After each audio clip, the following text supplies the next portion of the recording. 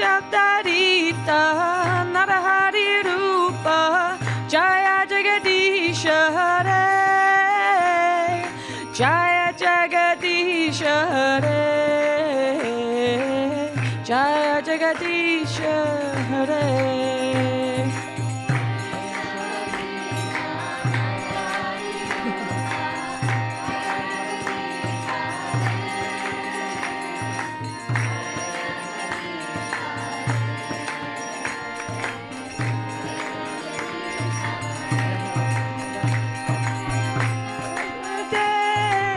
Narasimha Dev, Narasimha Dev, Jaya Narasimha Dev.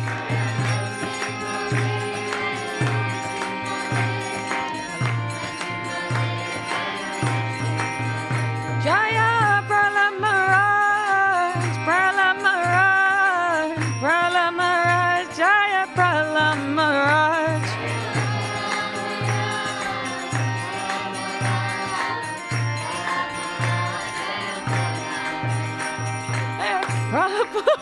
Thank you. Haribo. Haribo.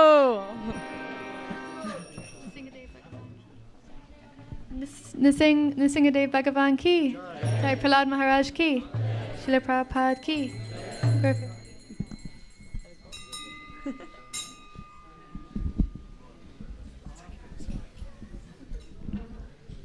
So now lunch will be served in the Haveli, and we also should have a Bhagavad Gita class, 1 p.m. class. Is the speaker here? Do we know who's speaking?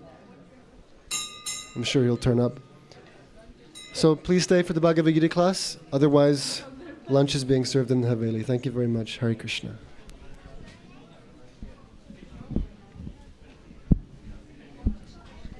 Hare Krishna. How you doing?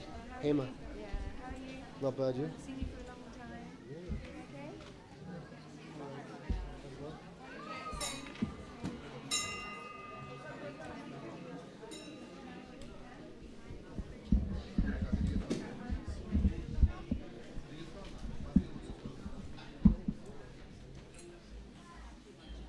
Excuse me, how long will this Bhagavad Gita class be for? Class goes on. 1 to 2. So you can. Oh yeah, they disappeared. And then I was like, wait. And I completely forgot the answer.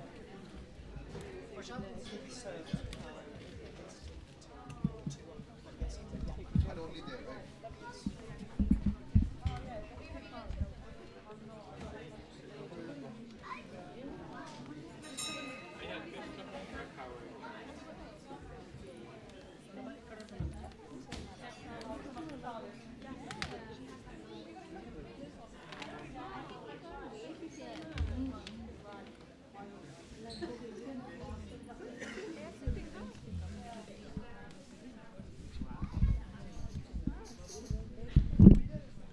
Hare Krishna, everyone. So we're about to start the class.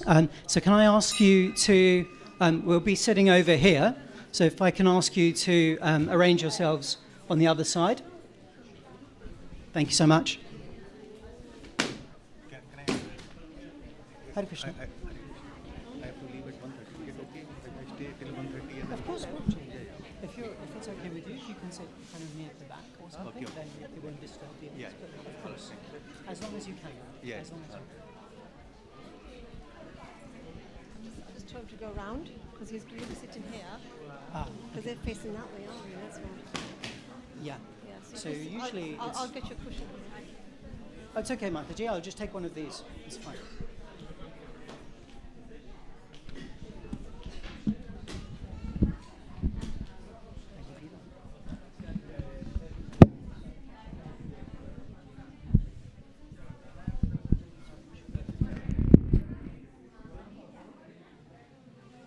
Don't two.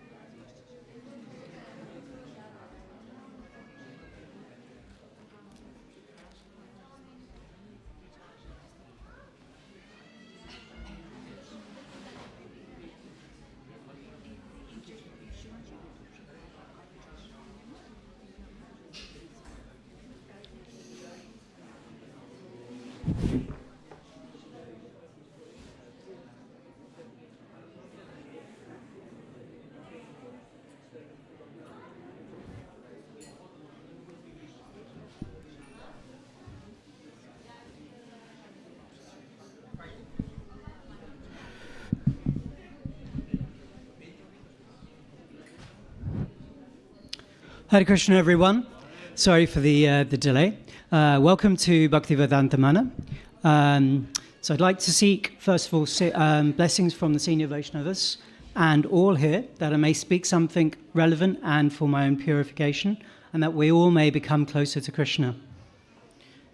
So we're going to sing some prayers to begin with, using call and respond. So that means I'll do one line, and then if you know the bhajan, then please repeat or respond.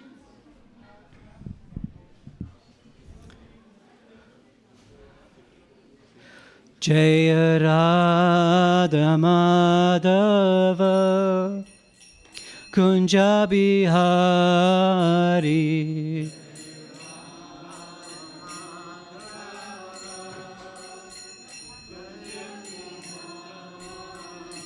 Jaya Radha Madhava Kunja Bihari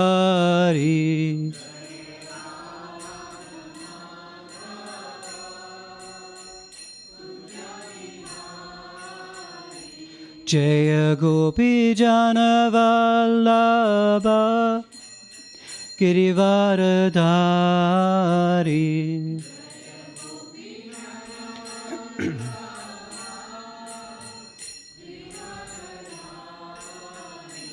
Jaya Gopi Jana Vallabha Girivaradhari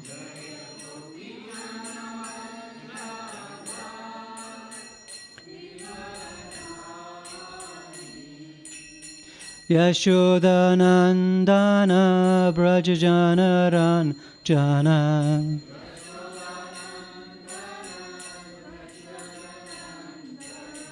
Yashodanandana Brajajana Ranjana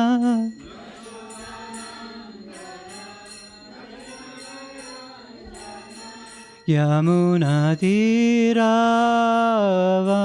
Chari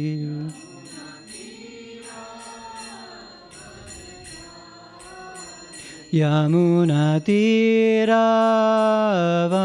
Chari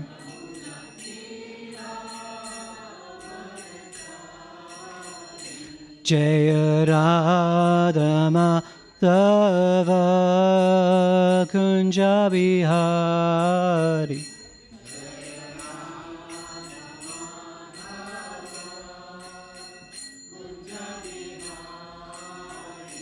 Hare Krishna, Hare Krishna, Krishna Krishna, Hare Hare, Hare Rama, Hare Rama, Rama Rama, Hare Hare, Hare Krishna, Hare Krishna, Krishna Hare Hare, Hare Rama, Hare Rama, Rama Rama, Hare Hare, Hare Krishna, Hare Krishna, Krishna Krishna, Hare Hare, Hare Rama, Hare Rama, Rama Rama, Hare Hare, Krishna, Hare Krishna, Krishna Krishna, Hare Hare, Hare Rama, Hare Rama, Rama Rama, Hare Hare, Hare Krishna, Hare Krishna, Krishna Krishna Hare Hare Hare Rama Rama Rama Hare Hare Hare Krishna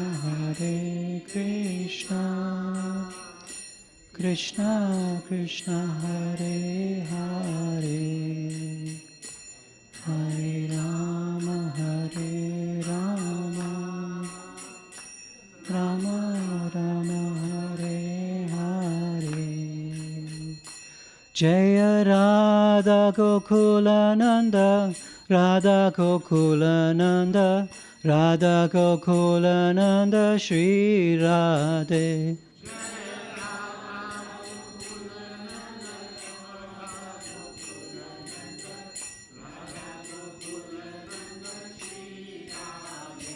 Jaya Sita Ram Lakshman Hanuman Jaya Sita Ram Lakshman Hanuman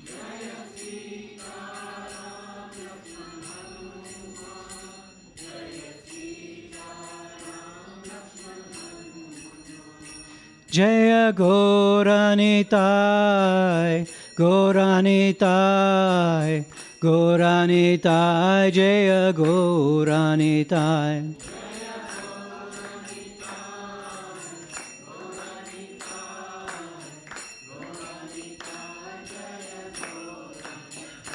Jaya Jaya Prabhupada Prabhupada Prabhupada Jaya Jaya Prabhupada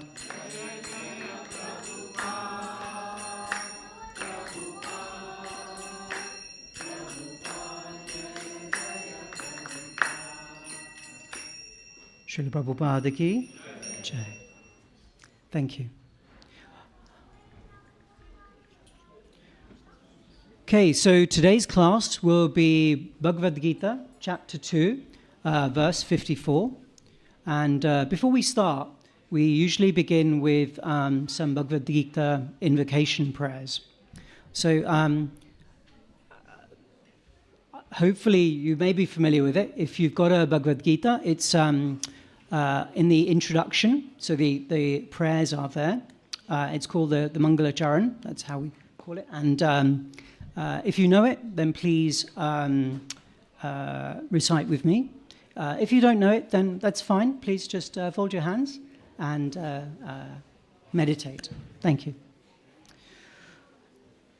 Namo Om Jnanatimirandasya Jnananjana Shalakaya Jakshurun Militam Yena Tasmai Shri Gurave Namaha Shri Chaitanya Manobishtam Stapitam Yena Bhutale Swayam Rupa Kadamayam Dadati Svapadantikam Vandeham Shri Guru Shri Yuta Padakamalam Shri Guru Vaishnavamscha Shri Rupam Sagrajatam Sahagana Raghunatam Tam Sajivam Sadvaitam Savadutam Parijana Sahitam Krishna Chaitanya Devam Shri Radha Krishna Pada Sahagana Lalita Shri Vishakanvitamscha He Krishna Karuna Sindho Dinabandho Jagatpate Gopesha Gopika Kanta Radha Kanta Namostute Tapta Kanchana Gaurangi Radhe Vrindavaneshwari Vrishabhanu Sute Devi Pranamami Hari Priye Panchakalpatarupyascha Kripa Sindhupya Evacha Patitanam Pavanebhyo Vaishnavebhyo Namo Namaha Hare Krishna Krishna Krishna Hare Hare Hare Rama Rama Rama Hare Hare Om Namo Bhagavate Vasudevaya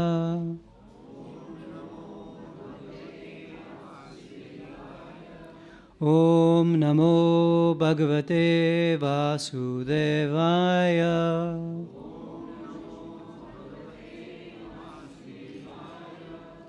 Om Namo Bhagavate Vasudevaya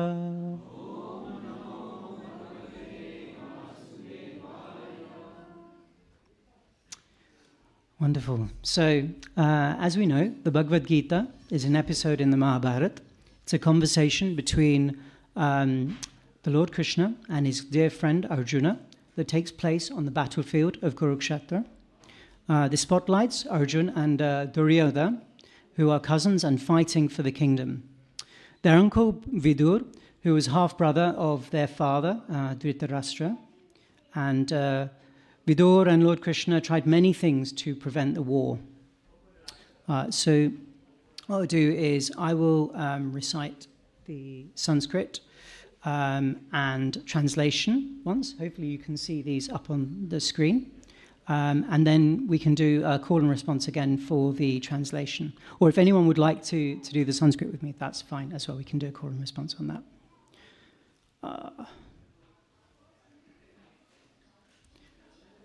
Arjuna uvacha Stita prajna sakabasha Samadhistasya Keshava Stitadi kim prabhasheta Kim asita vrajeta kim. It was wonderful. Translation. O Krishna, what are the symptoms of one whose consciousness is thus merged in transcendence? How does he speak, and what is his language? How does he sit, and how does he walk? So I'm going to read the purport. It's not a very long purport, but I'll just read it out. So the purport is by His Divine Grace, A.C. Bhaktivedanta Swami, Srila Prabhupada Ki Jai. As there are symptoms for each and every man in terms of his particular situation, similarly, one who is Krishna conscious has his particular nature, talking, walking, thinking, feeling, etc. As a rich man has his symptoms by which he is known as a rich man, as a diseased man has his symptoms by which he is known as diseased, or a learned man has his symptoms, so a man in transcendental consciousness of Krishna has specific symptoms in various dealings. One can know his specific symptoms from the Bhagavad Gita. Most important is how the man in Krishna consciousness speaks. For speech is the most important quality of any man. It is said that a fool is undiscovered as long as he does not speak, and certainly a well-dressed fool cannot be identified unless he speaks. But as soon as he speaks, he reveals himself at once. The immediate symptom of a Krishna-conscious man is that he speaks only of Krishna and of matters relating to him. Other symptoms then automatically follow, as stated below. In the next verses. So before I start, it's lovely to see you all here. Can I just get a show of hands? How many of you have either read or maybe are reading the Bhagavad Gita, or maybe familiar with the Mahabharata? Oh, wonderful. That's most of you. And now the next quiz question. How many of you are maybe chanting around or more on of japa on beads? Okay, so wonderful. That's good. So it gives me a sense of how everyone is in terms of where they stand. So in this verse, as we discussed, this is from chapter 2, which is called The Contents of the Gita Summarized. Shri Shri Radha Gokula Nanda Ki Jai. Shri Shri Sita Ram Lakshman Hanuman Ki Jai. Shri Shri Gaur Nitai Ki Jai. Srila Prabhupada Ki Jai. Yes, so in this verse, this is verse from chapter 2, which is called Contents of the Gita Summarized. In chapter 1, Arjuna presented many doubts and reasons to avoid fighting to Krishna. He presented those to Krishna. So think about it. He has to kill his cousins that he grew up with, his dearest teachers who've guided him from childhood. I mean, what's the point in winning the throne if his family and friends are dead? How will he enjoy it? So many questions he raises. And then Arjuna gets completely lost. He's confused. He's bewildered. He asks Krishna, please instruct me. And he completely surrenders to Krishna. And in that moment, His relationship with Krishna changes from dear friend to that of guru and disciple. So in response, Lord Krishna reveals so many things. He explains that the soul is eternal, that the cycle of birth and death only affects this temporary body. His family's souls will endure irrespective of the war. He talks about dharma, Arjuna's duty as a kshatriya or warrior, and about karma yoga, to detach himself from success and failure and to do his duty, to instead perform devotional service for the Lord and transcend or rise above the duality of happiness and misery and fight with buddhi, with fixed intelligence on the Lord. In this way, great sages or devotees being fixed in Krishna consciousness can become self-realized and go back to Godhead. So when we talk about devotional service, it's good to keep in mind the 9 stages of devotional service. The first stage of devotional service is faith. So many of us have some faith, otherwise we wouldn't be sitting in this room listening to class and being with the deities. The next stage is Shraddha. The Shraddha, that faith, is followed by Sadhu Sangha, so the association of devotees, of sadhus. And Sadhu Sangha is not just being with devotees. It's not sitting in Radharani's cafe, having a chat, or going to the gym together. It's talking about Krishna. It's doing some devotional service together. So this is what we should keep in mind. And these all lead us to prema. So now if we come to this verse, what's it about? What is it? What are the questions that Arjuna's asking? So I thought maybe just if we can go to the translation again, and I'll just read it one more time. So it's in our minds. It's a nice short translation. Arjuna said, "O Krishna, what are the symptoms of one whose consciousness is thus merged in transcendence? How does he speak and what is his language? How does he sit and how does he walk?" So when Arjuna asks about symptoms, Prabhupada explains that there are symptoms of a rich man, a diseased man, a learned man, and similarly symptoms of a self-realized soul.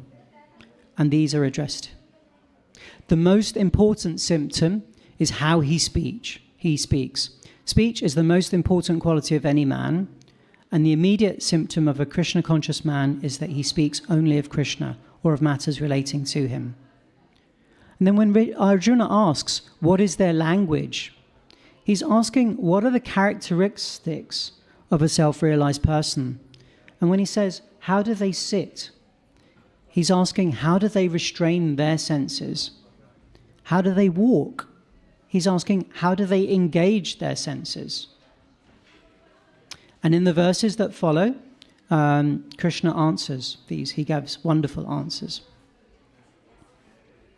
So now, I guess it came to mind that why is Arjuna asking these questions?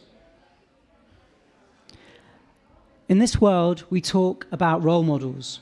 We often think about who's the best in any chosen category.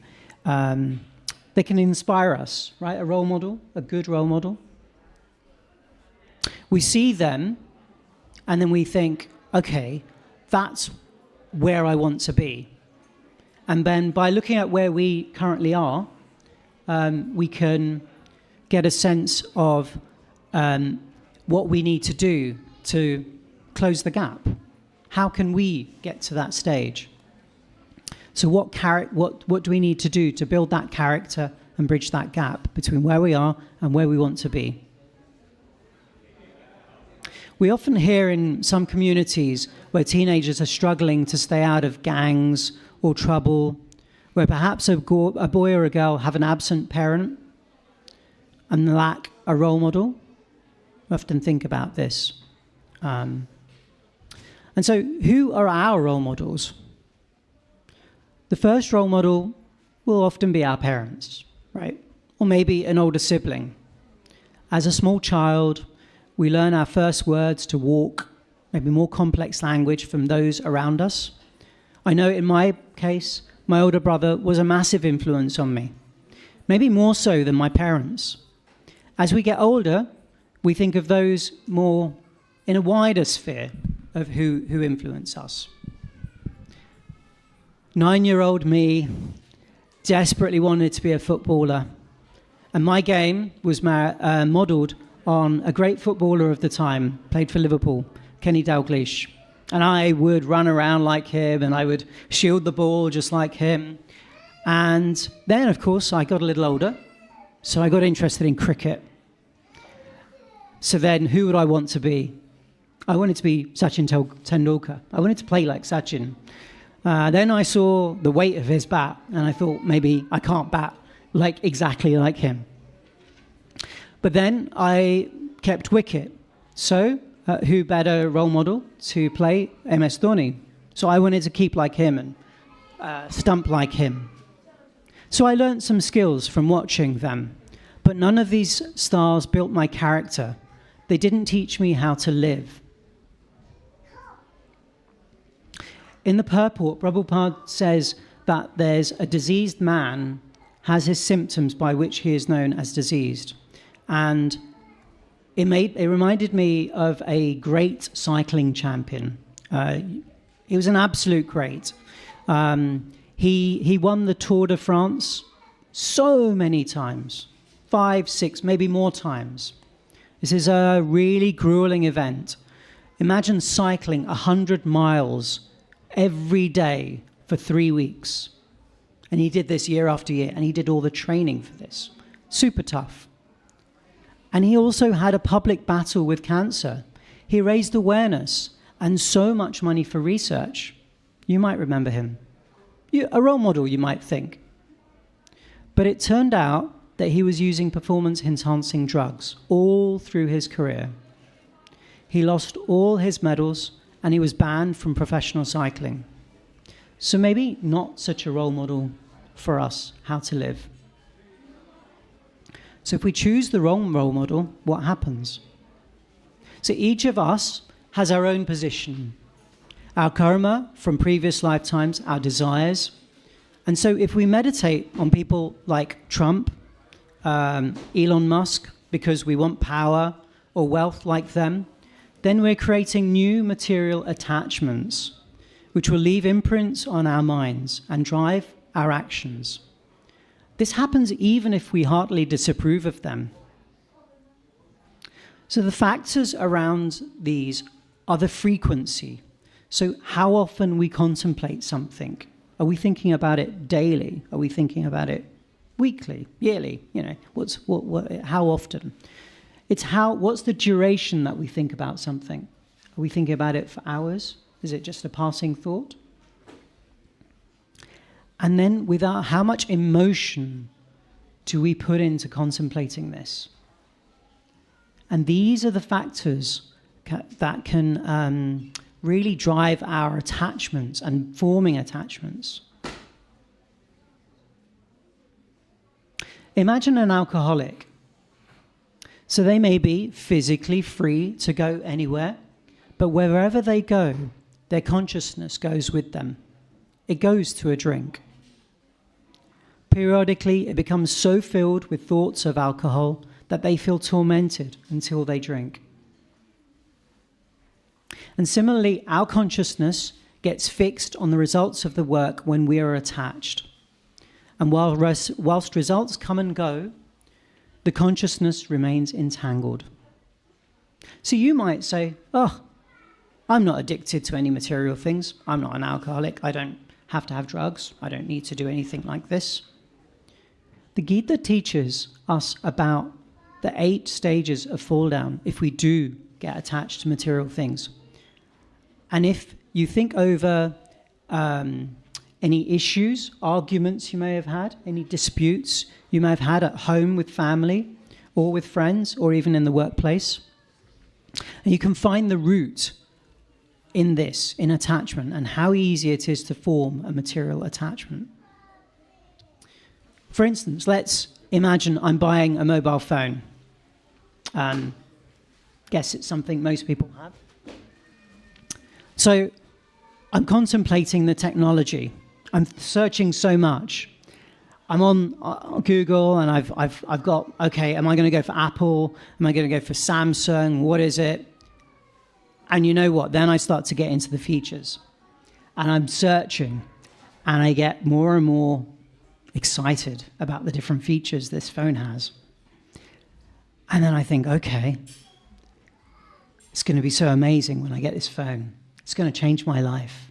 I'm going to be able to take pictures of anywhere. I'm going to get invited to parties and take photos because I'll be the one who's got the best camera and I'll be able to do selfies with everyone, right? So I'll be first there. So in this way, my attachment and my lust for this, remember the lust is not necessarily a carnal thing. It's something that we think about where we've got that material desire for something. So it can be anything. So the catch is the point at which we see the phone and we think, that costs £600 for a new phone. And I can't have that new phone. So then I look for phones that are in my price bracket. Let's say that's £200, £100 on a contract. So then I'm upset because I can't have the phone I wanted. And in this forms some irritation. And now the amount that I've contemplated this, the amount I've meditated on this particular thing, it's what will develop my bigger irritation because I can't have it. And now these are trite examples, but what will often happen is these points will escalate. Not every time. And again, it comes back to the amount, the frequency, and the emotion that we get attached to these things. So, for example, picture this. So I'm at home, I'm watching TV, and India are playing. It's the cricket. Doesn't matter who they're playing. But my wife comes in, and India are losing. They're getting hammered. So, never happens, right? So my wife says, come on, you told me we were going to go to the shops this afternoon, so it's time to go. And I say, yeah, but India are losing. And actually, do you know what? I promised her that we'd go. I promised. I made that commitment. But India are losing. If I walk out, it's going to get worse, right? Because me watching is kind of keeping them going. It's keeping it going. So I'm meditating on this. I'm already attached to India winning. So my lust to watch is there. My wife wants me to leave, which frankly I promised to do. But now I can't watch the game, and I become frustrated and grumpy. Maybe this has happened to you. Maybe it's happened to me. So I kind of forget myself. Okay, I have to go because I promised the shops are going to close. It's not fair. We get in the car, we go to the shops, and I am grumpy the whole way. And I smolder. I go around with her through the shopping, and do you know what? I'm looking for faults. Because in my mind, I'm still with the cricket. I haven't moved on. And that continues until I trigger. Something triggers me and I'm exploding. Now, has anything like that happened to you? Maybe any situations, maybe not the same scenario, but something. Maybe you caught yourself before you exploded. I give a partner as an example, but maybe it's children. Maybe it's your parent. They know our trigger points. And for us, if we have those attachments, then we'll go. So who should we follow? So Prabhupada explains a man in transcendental consciousness has specific symptoms and various dealings, which can be known from the Bhagavad Gita. This fall down that I mention, this explosion, it doesn't happen if we attach to Krishna instead. Inside we have an innate ability to love God. We are spirit souls, but we need the right role models to bring this to the surface and break through the conditioning of many lifetimes, those attachments that we talk about, those imprints. So who are they? Well, look around us. I mean, look, we have Shri Shri Radha Gokulananda with all their opulences. We have Lord Ram as the ideal husband, the ideal leader. We have Sita Devi as the perfect wife. We have Hanumanji, Lakshman as the perfect servants. Now, if I look to my left, I have Srila Prabhupada and the Guru Parampara. We have a perfect role model in Srila Prabhupada. We may not have his Vapu, his physical presence, but we have his Vani, his words, his books, his classes. And those can inspire us to be better human beings whilst we flex and build our spiritual muscles. At every age, he presents an example of being bold to follow his dharma and preach Lord Chaitanya's message. At the age of 70, he was on sannyas. And he could have stayed in Vrindavan, 70 years old. But he had a message from his guru, an instruction to preach in the West. And we might be, without him, we might be anywhere. Could be completely anywhere. The Guru Parampara is basically the disciplic succession from Lord Krishna to Brahma. So all the messages of Krishna have come down through them. And so just to mention them, to call them out as being our models, we have Bhaktisiddhanta Saraswati Thakur, known as the Lion Guru. So he's in glasses, right next to Srila Prabhupada. He was known for his bold and fierce preaching. Then we have Gaur Kishore Babaji Das Babaji, who is Bhaktisiddhanta Saraswati Thakur's Guru Maharaj. He was illiterate in the worldly sense, but he was a pure devotee of Lord Krishna. So you don't have to be a philosophical heavyweight in order to achieve this pure devotee status. And then finally, next to them, we have Bhaktivedanta Thakur, who was the father of Bhaktisiddhanta Saraswati Thakur. And he was an intensely pure devotee, preaching through his personal character. He was actually the father of Bhaktisiddhanta, so he started so many things for us. So what should we do? Well, we should follow in the footsteps of our acharyas. This doesn't mean imitation. We don't imitate what they do, or we have to just walk exactly how they walked. So walking in someone's footsteps, it's not exactly like we follow in their footsteps like that. But it means following the scriptures with sincerity. So we learn about their behaviors so we can apply it ourselves today. I mentioned Arjuna's uncle, Vidur. He tried so hard to prevent the war, and he wanted to speak about some of his, and I wanted to speak about some of his qualities as a role model. Some of you will have been to the dice game here on Friday. Maybe I get a quick show of hands. How many had been to the dice game? Oh, not so many. Maybe before Christmas in the time? Okay, so maybe next time. Hopefully it'll come back. If you get a chance, watch the dice game. It's fantastic. So in the Mahabharata, Vidura was commonly referred to as a great soul, a Mahatma. He was actually Yamraj, and I think many of you will know Yamraj, who determines the fate of all living beings when they die.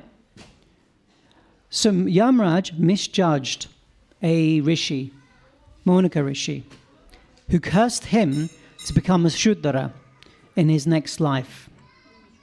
He was born the son of a maidservant and Vyasadev, and known as Vidur. So as I mentioned, he was the half-brother of Duryodhana's father, Dhritarashtra. He was a fearless and wise advisor. Even though he knew Dhritarashtra and Duryodhana would not accept his good advice, he still instructed Dhritarashtra to return the kingdom to the Pandavas. An advisor almost always faces challenge in his counsel, but must stick to his guns and advise boldly. He told Dhritarashtra he must give up his son or lose all 100 sons as a result. And he reminded him of his responsibilities as king and father. Vidur was compassionate and could understand Dhritarashtra's heart. He knew he was a descendant of greatness, and that if he could simply detach himself from his son, he could be a great person. Vidur had equal vision for both sides of the war, the Pandavas and the Kauravas, and he treated them both with compassion. As a pure devotee of Lord Krishna, rather than choose a side, he was renounced, and he was transcendental to material disappointments like all the insults and ridicule that he faced from Duryodhana and his friends and circle. And Vidur left on pilgrimage because he was conscious of all the sins that he'd incurred because of his association with Dhritarashtra and Duryodhana. And he thought of the Lord constantly as he wandered the Holy Lands, performing his devotional service to please him. So I'm just careful of the time. So I just want to close. So we've talked about attachments. We've talked about sort of the importance of devotional service. We've talked about choosing spiritual role models over material role models and picked up on some of their qualities. And I maybe didn't make the point clearly enough, but one of the things that we also should understand is that in the same way as Arjun was seeking Krishna, Lord Krishna, as a guru, then that role model for us will very often be our gurus. Now that doesn't mean that you have to be initiated, you have to have gone through a formal initiation to have a guru. We have our founder Acharya, we have his words, we have all of his classes. We also have what's called a Shiksha Guru. We have the opportunities to associate with more elevated devotees, senior devotees. We're blessed at the manor that we have so many here. And you can meet them after class. The morning classes is a great time to meet some more senior devotees and elevated devotees. Take their association, learn from them, and they can be your friend, your guide. There are other routes. There are many courses that are held by the School of Bhakti, and you can learn much more about the Gita, about Srimad Bhagavatam, about many other things. There are discussion groups called sanghas. There are many, many sanghas here to suit every person, every shape, every size. Whether you want to be in a small group or a large group, there are all of these here. And these are all available to you. All you need to do is ask. You can ask at reception, you can go onto the website, and you'll find details. What's really important is when you come to these classes, when you think, okay, maybe something sounded interesting to me. But change is difficult, right? Our mind, whenever we try and make a change to do something, our mind will go, come on, that's a little hard. That's a bit tough. And it'll try and stop us. So sometimes we need that sadhu sangha. We need that association to help us. We need to have that spiritual motivation, that spiritual inspiration. So now when we talked about who might be, I asked who might be chanting, which is one of those first steps in thinking about Krishna. So one of the reasons we do Mala, we do Japa, is to spend some time with Krishna. Just a few minutes a day. Just imagine it. Can you manage 10 minutes a day? We all have busy lives, but maybe we can manage 10 minutes. Could we find a way? Could we do maybe just one thing that frees up 10 minutes for us? That's all it takes. Begin with 10 minutes. What do they say? They say habits are brought in either 14 days or 21 days, depending on the literature you read. But we know that habits then can help us to go further in our spiritual progression. Ultimately, there is no happiness in this temporary material world. We will always be flipping from happiness to depression, distress. That's what we have in this life. It's what we have here. The only way that we can then progress is by turning to Krishna. If we can turn, take a step towards Krishna, he will turn for you. If you can find the association of a pure devotee, and you can try, you endeavor, then you can get that mercy that will rocket.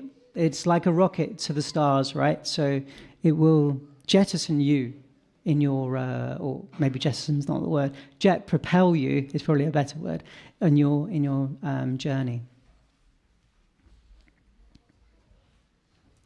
So I wanted to close on, I guess, one final words. Actually, we've got a few minutes left, so maybe I can see if there's any questions or any thoughts or comments or corrections that you can help me with.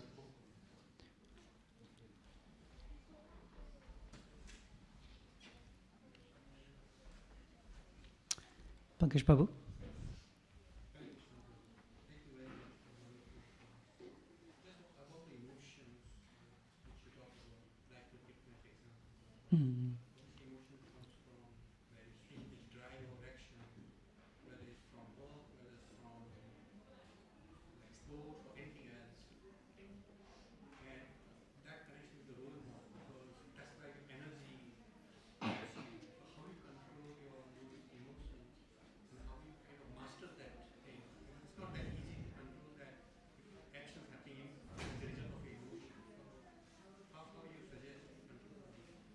Thank you, Prabhu. So if you didn't hear, so the question was, we talked about emotions and we talked about how with our passion for cricket or for whatever it may be, we all have our own different passions. How do we manage to control that? So I have some thoughts. The mind is, what does Arjun say? It's like the wind. It's impossible to control. So where do we start? So maybe I just ask, maybe for some other thoughts from the audience, and then I'll share something, I think. Dharmesh Prabhu, would you like to say anything? Or? Oh, okay. Maybe from this side? Chanting. Thank you, Prabhu. So how does chanting help you? To keep you calm, so to give you focus, so you're thinking, you're replacing the attachment for something else, and you're actually attaching to someone pure, right? We're spending time with Krishna. You ever notice how with your friends, you have like the friends who, when you're with them, that you always feel like a bit better. You feel like your best version of yourself. And then sometimes there's a friend who maybe gets you to do things you know you probably shouldn't do. So Krishna is a bit naughty, of course, we know, that's why we love him. But Krishna is like your best friend. That friend who will get you, who, when you spend time with him, he'll make you feel like $1 million. Like, he'll make you feel like that. So how do we try to progress, as Prabhu said? We spend time with those people who make us feel our best. And then these attachments, they can start to drop away. Let's not imagine that this is a snap task, right? We've had many, many lifetimes of generating these conditionings, these attachments, the samskars, that's, the imprints on our mind. So it takes some It takes work, it takes endeavor, effort, in order to move us on. But we have to start somewhere. So we start with our rounds. We start with association. And every time when you hear in the morning classes from all of our senior devotees, you will hear them saying the same thing. It sounds like such an easy solution, such a simple formula. But that's because, what did Prabhupada said? He said, it's so easy, you might miss it. So this is it, right? It can change in a second. Is that okay, Prabhu? Hare Krishna. Is there any other questions or thoughts or things that you'd like to share? Mataji, you look like you want to say something. You know the example you shared, like after the cricket Yeah. distraction and stuff, you might like, it will get irritated if something bad happens after that. So for the solution, you suggested obviously when we reach Krishna and when we do chant, we will calm down and we will assess ourselves to improve ourselves, right? It's like if that person realizes they need to improve from that situation. If the person is not ready to understand, it's like it's they make, like it's no one forced them to make that reaction. The frustration is not someone created it, because it's them. They promised, like you promised Yeah. your wife. It's not, no one forced you to promise it, but you promised it, and India tried their best, and it was not in your hands. They are playing their game, but everything created by your thought. Yes, my attachments. Here is that. So when you realize yourself, you need to improve. Obviously, you will calm down when that kind of situation happens. But if that person is not realizing, these are my creations, my thought processes, how to help them, we can only explain them, but when let's say for example, more teenagers and all they don't understand what we explain, right? But we will see different age groups and they don't understand what we explain. So how to help them? It's a very nice point, Mataji, and it's one that comes up a lot. And I'm not sure we all have the answers, but we can try. So the question, just for those, hopefully I get this right. So basically, when we're in these situations and we're with a family member or with a friend or with a co-worker, and they don't get it. So we're trying our best to be a good devotee. And we're not getting that reciprocation. We feel like, why don't they understand that I'm being the good person here? And maybe there's something there. Because we have to be remembering that our journey is our journey. And their journey is their journey. So we can, what's the phrase? You can lead a horse to water, but you can't make it drink. So we can share something with them. But they have to be ready to receive it. And, we often see, in a somewhat maybe minor sense, but we see, people's progress occurring, something like this. Sometimes people are coming to the manor and they are seeing the deities, they're enjoying it, but they come once a year. But then after that, something happens. They have a moment of distress. A moment of realization that,